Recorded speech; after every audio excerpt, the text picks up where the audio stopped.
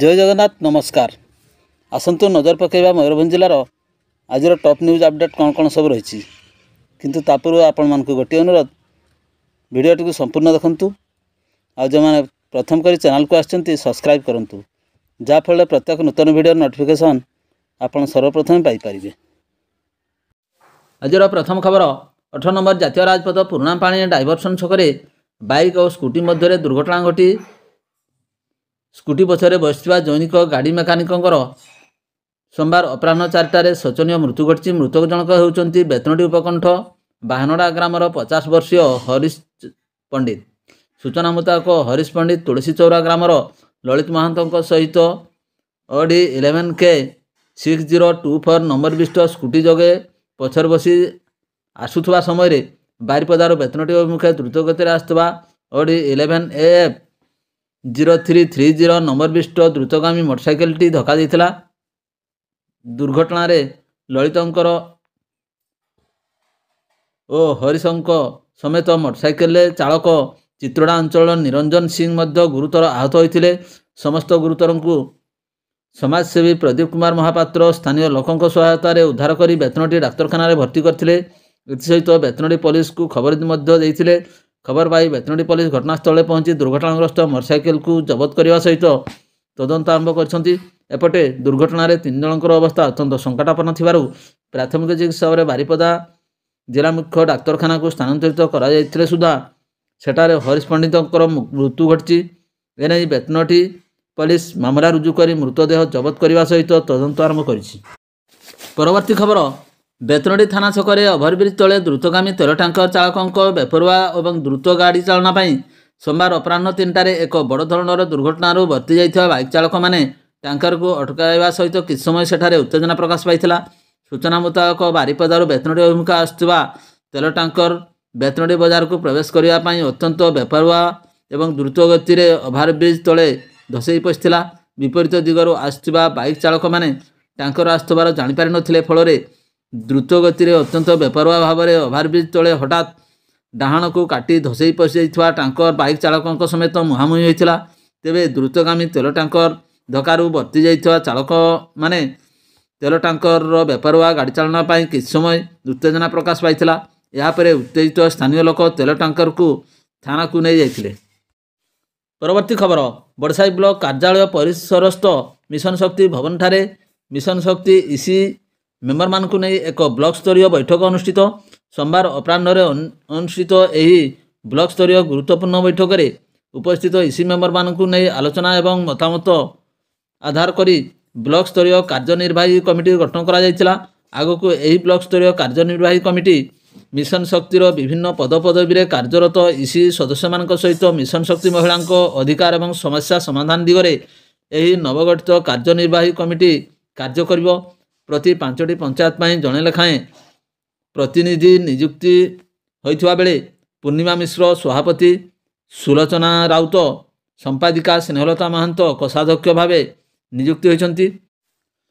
बड़साई block उपाध्यक्ष कांचन प्रधान, जिला परिषद शक्ति इसी संघर सभापति विष्णुप्रिया दास, संपादिका सुदीप्ता बारिक प्रमुख उपस्थित थिले। परवर्ती खबर सोमवार अपराह्न 5टार जुगल जंगल में थिबा 40 टिकिया हाथीपल जंगलरू बाहरी सुवर्णरेखा केनाल अतिक्रम करने सहित चाष जमी प्रवेश कर व्यापक क्षयक्षति घटाई आरंभ कर देइछंती। सूचना मुताबक मणतापाल जंगल में डेरा पकाई 40 टिकिया विशाल झाड़खंडी हाथीपल सोमवार भोर जुगल जंगल में डेरा पकाई बेले अपराह्न खाद्य अन्वेषण जंगलरू बाहरी जंगल पार्श्व जाइथिबा निर्माणाधीन सुवर्णरेखा केनाल अतिक्रम कर चाष जमी प्रवेश करथिले। आउ अल्प दिन में धान अमल होगाकू थिबा बेले चाष जमी हाथी पशि क्षयक्षति घटाई चाषी मानक मध्य भाणिनी पड़ जाइछि। बेतनटी वन विभाग पक्षरु एकाधिक टीम हाथीपल को आगकू अग्रसर करने को उद्यम जारी रखिछि। परवर्ती खबर जयपुर ब्लॉकर विभिन्न स्थान आवास योजना को नहीं बीडीओ अध्यक्षतार बैठक अनुष्ठित। मयूरभंज जिलार जयपुर ब्लॉकर विभिन्न स्थान में दिवा 11 समय आवास योजना को नहीं अनेक स्थान में बीडीओ अध्यक्षतार एक बैठक अनुष्ठित हो जाइछि। आवास योजनार हिताधिकारी मानकु कोहल करा जाइथिबा विभिन्न नियम को अधिकारी मानकु एवं स्थानीय जनसाधारण को सूचना दिया जाइथिला। एही बैठक में बीडीओ समेत अधिकारी एवं कर्मचारी एवं जनसाधारण उपस्थित थिले। परवर्ती खबर ବାରିପଦାସ୍ଥ ଜିଲ୍ଲାପାଳଙ୍କ ସମ୍ମିଳନୀ କକ୍ଷରେ ଅନୁଷ୍ଠିତ ହେଲା ବାରିପଦା ଉପଖଣ୍ଡ ପାଇଁ ଯୁଗ୍ମ ଜନ ଅଭିଯୋଗ ଶୁଣାଣି। 205ଟି ଅଭିଯୋଗର ହେଲା ଶୁଣାଣି। ପୂର୍ବ ନିର୍ଦ୍ଧାରିତ କାର୍ଯ୍ୟସୂଚୀ ଅନୁଯାୟୀ ମୟୂରଭଞ୍ଜ ଜିଲ୍ଲା ସଦର ମହକୁମା ବାରିପଦାଠାରେ ଜିଲ୍ଲାପାଳ ହେମକାନ୍ତ ସେ, ଜିଲ୍ଲା ଆରକ୍ଷୀ ଅଧୀକ୍ଷକ ବରୁଣ ଗୁଣ୍ଟୁବାଲିଂ ସୋମବାର ଦିନ 11ଟାରୁ ଦିନ 2ଟା ପର୍ଯ୍ୟନ୍ତ ଜିଲ୍ଲାପାଳଙ୍କ ସମ୍ମିଳନୀ କକ୍ଷରେ ହୋଇଥିବା ଜନ ଅଭିଯୋଗ ଶୁଣାଣି ବୈଠକରେ ଯୋଗଦାନ କରି ବାରିପଦା ଉପଖଣ୍ଡର 10ଗୋଟି ବ୍ଲକ ଏବଂ ସଦର ମହକୁମାର ବିଭିନ୍ନ ଅଭିଯୋଗଗୁଡ଼ିକର ଶୁଣାଣି କରିଥିଲେ। ଏହି ଜନ ଅଭିଯୋଗ ବୈଠକରେ ଅତିରିକ୍ତ ଜିଲ୍ଲାପାଳ ବିଭୂତିଭୂଷଣ ନାୟକ, ଅତିରିକ୍ତ ଜିଲ୍ଲାପାଳ ନେତ୍ରାନନ୍ଦ ମଲ୍ଲିକ, ବାରିପଦା ଉପଜିଲ୍ଲାପାଳ ଈଶ୍ୱର ଚନ୍ଦ୍ର ନାୟକ, ଜିଲ୍ଲା ପରିଷଦ ମୁଖ୍ୟ ଉନ୍ନୟନ ଅଧିକାରୀ ତଥା ନିର୍ବାହୀ ଅଧିକାରୀ ଶାନ୍ତନୁ କୁମାର ନାୟକଙ୍କ ପ୍ରତ୍ୟକ୍ଷ ତତ୍ତ୍ୱାବଧାନରେ ଆୟୋଜିତ ହୋଇଥିଲା। ଏଥିରେ ସମୁଦାୟ 205ଟି ବିଭାଗର ଶୁଣାଣି ହୋଇଥିବାର ଜଣାଯାଇଛି। ପରବର୍ତ୍ତୀ ଖବର, ବାଙ୍ଗିରିପୋଷିଠାରେ ରେଳବାଇର ଜିଏମ୍ଙ୍କ ପ୍ରସ୍ତୁତି ପରିଦର୍ଶନ। ଏକ ସ୍ୱତନ୍ତ୍ର ଟ୍ରେନ୍ ଯୋଗେ କଲିକତା ଦକ୍ଷିଣ ପୂର୍ବ ରେଳପଥ ଜିଏମ୍ ଅନିଲ କୁମାର ମିଶ୍ର, DRM ପ୍ରେମାନନ୍ଦ ଶର୍ମା ସହିତ 50 ଜଣିଆ ପ୍ରତିନିଧି ଦଳ ଅପରାହ୍ନ 4 ଘଟିକା ସମୟରେ ପହଞ୍ଚି ରେଳ ଷ୍ଟେସନ, ସଭାସ୍ଥଳ ପଡ଼ିଆ ଓ ହେଲିପ୍ୟାଡ୍କୁ ପରିଦର୍ଶନ କରିଛନ୍ତି। ରାଷ୍ଟ୍ରପତି ଶ୍ରୀମତୀ ଦ୍ରୌପଦୀ ମୁର୍ମୁ ସ୍ୱତନ୍ତ୍ର ବାୟୁସେନା ହେଲିକପ୍ଟର ଯୋଗେ ବାଙ୍ଗିରିପୋଷି ଗସ୍ତରେ ଆସନ୍ତା 7 ତାରିଖ ଆସି 3ଟି ରେଳ ପ୍ରକଳ୍ପ ଭିତ୍ତିପ୍ରସ୍ତର ସ୍ଥାପନ କରିବାର କାର୍ଯ୍ୟକ୍ରମ ସ୍ଥିରୀକୃତ ହୋଇଅଛି। ପରବର୍ତ୍ତୀ ଖବର, ବିଜୟ ମାର୍ଚାଣ୍ଟ ଟ୍ରଫି 16 ବର୍ଷରୁ କମ୍ ଓଡ଼ିଶା ଦଳରେ ରାଇରଙ୍ଗପୁର ଅଞ୍ଚଳର ରୋଶନ ଚୌଧୁରୀ 15 ବର୍ଷ ସ୍ଥାନ ପାଇଛନ୍ତି। ରାଇରଙ୍ଗପୁର ୱାର୍ଡ ନମ୍ବର 5ର ମୋନାଲିସା ଚୌଧୁରୀ ଏବଂ ଜଗନ୍ନାଥ ଚୌଧୁରୀଙ୍କ ପୁଅ ହେଉଛନ୍ତି ରୋଶନ। ଏବେ ସ୍ଥାନୀୟ ଲିଟିଲ୍ ଫ୍ଲାୱାର ସ୍କୁଲର 10ମ ଶ୍ରେଣୀର ଛାତ୍ର। ଓଡ଼ିଶା କ୍ରିକେଟ ଆସୋସିଏସନ ସମ୍ପାଦକ ସଞ୍ଜୟ ବେହେରାଙ୍କୁ ମୟୂରଭଞ୍ଜ ଆଥଲେଟିକ୍ ଆସୋସିଏସନର ସମସ୍ତ ସଦସ୍ୟଙ୍କ ସହ ସମ୍ପାଦକ ବିଜୟ କୁମାର ଦାସ କୃତଜ୍ଞତା ଜ୍ଞାପନ କରିଛନ୍ତି। ପରବର୍ତ୍ତୀ ଖବର, ଏହି ନିକଟରେ 220 ନମ୍ବର ଜାତୀୟ ରାଜପଥ ତିରିଙ୍ଗ ଥାନା ଅଧୀନ ବଡ଼ାଳିମା ଏବଂ ବହଳଦା ଥାନା ଅଧୀନ ବାଗଡେଗା ନିକଟରେ ଦୁର୍ଘଟଣା ଘଟି 4 ଜଣଙ୍କର ଜୀବନହାନି ଘଟିଥିଲା। ଏଥିସହିତ ବାରମ୍ବାର ଉକ୍ତ ଅଞ୍ଚଳରେ ଦୁର୍ଘଟଣାରେ ବହୁ ଜନଜୀବନ ଯାଉଛି। ସ୍ଥାନୀୟ ଅଞ୍ଚଳରେ ମନ୍ଥର ଗତିରେ ରାଜପଥ ମରାମତି କାମ ଚାଲିଥିବାରୁ ଏପରି ଅଘଟଣା ଘଟିଲା ବୋଲି ଲୋକେ ଅଭିଯୋଗ କରିଥିଲେ। ଏହି ପରିପ୍ରେକ୍ଷୀରେ ରାଜପଥ କାମକୁ ତ୍ୱରାନ୍ୱିତ କରିବାକୁ ଆଜି ସ୍ଥାନୀୟ ଅଞ୍ଚଳର ପ୍ରତିନିଧି ଉପଜିଲ୍ଲାପାଳ ସୌମ୍ୟରଞ୍ଜନ ପ୍ରଧାନ, SDPO ଗୋକୁଳାନନ୍ଦ ସାହୁଙ୍କୁ ଭେଟି ଦାୟୀପତ୍ର ପ୍ରଦାନ କରିଥିଲେ।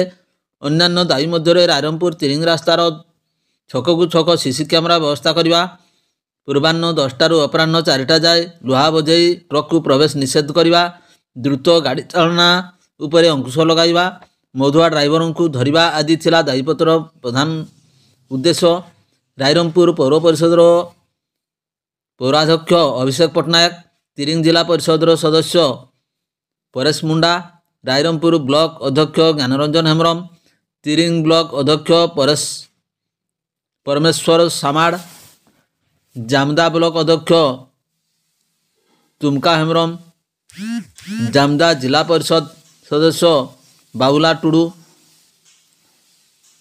ଫାଗୁରାମ ମାରାଣ୍ଡି, ଶାଶ୍ୱତ ବଳ, ବାବୁଲା ପାତ୍ର, ଜାମଦା ବ୍ଲକର ପୂର୍ବତନ ଅଧ୍ୟକ୍ଷ କରାନ ମାରାଣ୍ଡି ପ୍ରମୁଖ ଉପସ୍ଥିତ ଥିଲେ। ପରବର୍ତ୍ତୀ ଖବର, ରାଜ୍ୟସ୍ତରୀୟ ପାରା ସନ୍ତରଣ ପ୍ରତିଯୋଗିତାରେ ସ୍ୱର୍ଣ୍ଣପଦକ ବିଜେତା ଠାକୁରମୁଣ୍ଡା ବ୍ଲକ ହାତୀଗଡ଼ା ପଞ୍ଚାୟତର ରାଣୀଭୋଳ ଗ୍ରାମର ଦିବ୍ୟାଙ୍ଗ ତୁରାମ ସୟ ପ୍ରଶାସନର ଦୃଷ୍ଟି ଆଢୁଆଳରେ। ରାଣୀଭୋଳ ଗ୍ରାମର ସଞ୍ଜୟ ସୟଙ୍କର 3 ପୁଅ ମଧ୍ୟରୁ ବଡ଼ ପୁଅ ତୁରାମ ଛୋଟ ପିଲାବେଳୁ ନିଆଁରେ ପୋଡ଼ି ହୋଇ ଯାଇଥିଲେ। ଫଳରେ ତାଙ୍କ ଡାହାଣ ଗୋଡ଼ଟି ଅକ୍ଷମ ହୋଇଯାଇଛି। ଗୋଟିଏ ଗୋଡ଼ରେ ଆଶା ବାଡ଼ି ଧରି ତୁରାମ ଚାଲୁଥିଲେ ମଧ୍ୟ ଦୃଢ଼ ଇଚ୍ଛାଶକ୍ତି ସେ ପାଠପଢ଼ା ଆରମ୍ଭ କରିଥିଲେ। ପ୍ରଥମେ ହାତୀଗଡ଼ା ଆଶ୍ରମ ସ୍କୁଲ, ପରେ କେଶଡ଼ିହା ସରକାରୀ ଉଚ୍ଚ ବିଦ୍ୟାଳୟରୁ ଶିକ୍ଷାଲାଭ କରି ଖୋର୍ଦ୍ଧା ଜିଲ୍ଲା ଜଟଣୀରେ ITI ଟ୍ରେନିଂ ନେଉଥିଲେ। ଟ୍ରେନିଂ ନେଉଥିବା ବେଳେ ପାରା ସନ୍ତରଣ ପ୍ରଶିକ୍ଷକ ସୁଶାନ୍ତ କୁମାର ମଲ୍ଲିକଙ୍କ ସଂସ୍ପର୍ଶରେ ସେ ଆସିଥିଲେ। ତାଙ୍କ ନିକଟରେ କିଛି ଦିନ ଟ୍ରେନିଂ ନେବା ପରେ ଚଳିତ ବର୍ଷ ଫେବୃଆରୀ 13 ତାରିଖରେ କଳିଙ୍ଗ ଷ୍ଟାଡିୟମରେ ପାରା ସନ୍ତରଣ ଅଂଶଗ୍ରହଣ କରି ସେ ରାଜ୍ୟର ଚମ୍ପିଆନ ହୋଇ ସ୍ୱର୍ଣ୍ଣ ପଦକ ଜିତିଥିଲେ। ମାତ୍ର ଅର୍ଥ ଅଭାବରୁ ସେ ଆଗକୁ ବଢ଼ି ନ ପାରି ଏବେ ସେ ଘରେ ଅଛନ୍ତି। ସରକାରୀ ସହାୟତା ପାଇଲେ ଆଗକୁ ପାରାଅଲିମ୍ପିକ୍ସ ଭାଗ ନେବାକୁ ସେ ଆଗ୍ରହ ପ୍ରକାଶ କରିଛନ୍ତି। ଉଚ୍ଚଶିକ୍ଷା ପାଇଁ ମଧ୍ୟ ଅର୍ଥ ପ୍ରତିବନ୍ଧକ ସାଜିଥିବାରୁ ଠାକୁରମୁଣ୍ଡା BDO ସ୍ୱପ୍ନେଶ୍ୱର ବେହେରାଙ୍କୁ ଭେଟି ସହାୟତା ଲୋଡ଼ିଛନ୍ତି।